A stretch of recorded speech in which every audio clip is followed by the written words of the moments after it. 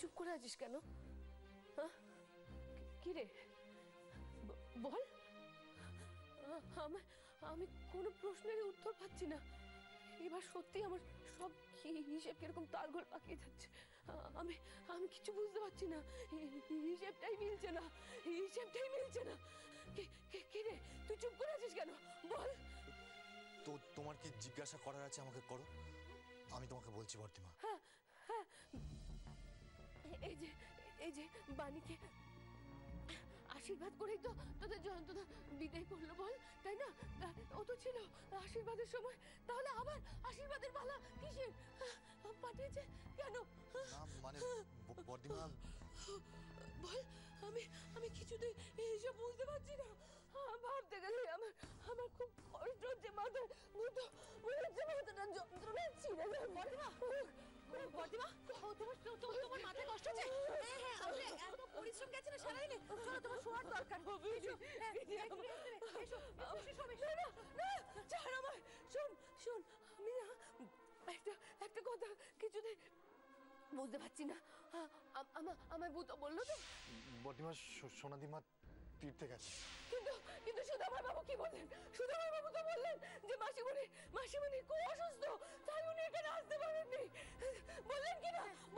বললেন কিনা? তারপরে ওই জয়ন্ত নাকি বাণীকে অনেকদিন দেখেনি, তাই ওর হাতের মাপ জানে না, ওর বালার কি মাপ। এইসব কি বলছে বল, আমি কিছু বুঝতে পারছি না।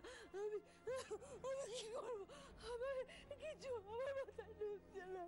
বর্দিমা ওসব কথা তো পরে শুনলেও চলবে। বর্দিমা, তুমি কি শুনতে, কি উল্টোপাল্টা শুনেছো? না, আমি কিছু উল্টোপাল্টা শুনিনি, আমি ঠিক বলছি, বিশ্বাস কর, আমার কথা বিশ্বাস কর। আমি একদম আমি ঠিক বলছি, বিশ্বাস কর। তোরাই না আমার কাছে কিছু লুকোচ্ছিস সবাই মিলে। তোরা একটা কিছু গন্ডগোল পাকিয়েছিস সবাই মিলে, আমাকে সেটা বলতে চাইছিস না, আমি জানি। বর্তিমা জয়ন্তদা, হ্যাঁ জয়ন্তদা আসলে মেজদিকে একটা সারপ্রাইজ দিতে চাইছিল। হ্যাঁ বর্দিমা, ভূতো একদম ঠিক কথা বলছে। শোনো না, কি হয়েছে আমি তোমাকে বলছি। আসলে বর্দিমা, মেজদিন না ওই ভালাচোরা দুটো খুব পছন্দ ছিল, তো আমরা কি করেছিলাম, শপিং করতে যাওয়ার সময় ওইটা কিনতে গেছিলাম, কিন্তু টাকায় কোলায়নি। আর লাবুটা কি করেছে, জয়ন্তদাকে সব বলে দিয়েছে। আর জয়ন্তদা তাই হয়তো, বুঝতে পারছো? মিথ্যে বলছিস,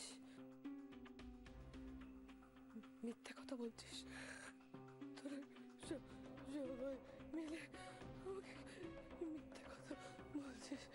আমি মিথ্যে বলছিস।